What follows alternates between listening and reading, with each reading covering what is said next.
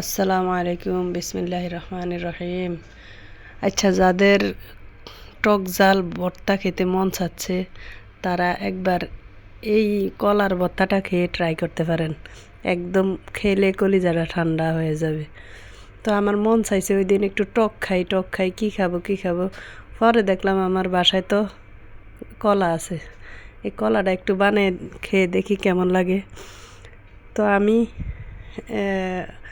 কলাটাকে ছিলে সুন্দর করে কুচি করে কেটে তারপরে কি করলাম, ওই দিক দিয়ে 3-4 পিস তেঁতুল ভিজিয়ে রাখছি যেন নরম হয়। এটা তো শুকনা তেঁতুল, নরম হয়। বেশি টক দিলে ভালো লাগবে না। তো আমি 2-3টা কাঁচামরিচও দিলাম এখানে কুচি করে দিয়ে এইবার ভালো করে একটু পরিমাণ মতো একটু লবণ দিব। লবণটা দিয়ে ভালো করে এটাকে হাতে মাখিয়ে নিব। দেখেন আমি কিভাবে মাখতেছি। এই ভর্তাটা খাইতে যে আমার এত ভালো লাগছে যে এটা যে এত মজার একটা ভর্তা হবে আমি কল্পনাও করি না।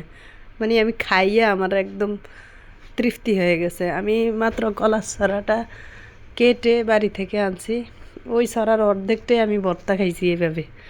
তো আমি এখানে একটু নিজে হাতে ভাঙাইছি শুকনা মরিচটারে ব্লেন্ড করে। তো এটার গ্রানটা অনেক সুন্দর। তো এইটা দিয়ে দিলাম। আমি অতিরিক্ত ঝাল খাই, যারা যে যেরকম ঝাল খাবেন ওই রকম ঝাল দিবেন। তো এই যে তেঁতুলটা দিয়ে দিলাম, বেশি টক করবেন না, এখানে হালকা যেন টক লাগে। দেখবেন এটা অনেক ভালো লাগবে খাইয়া, তারপরে আমাকে একটা কমেন্ট করবেন যে কেমন হয়েছে।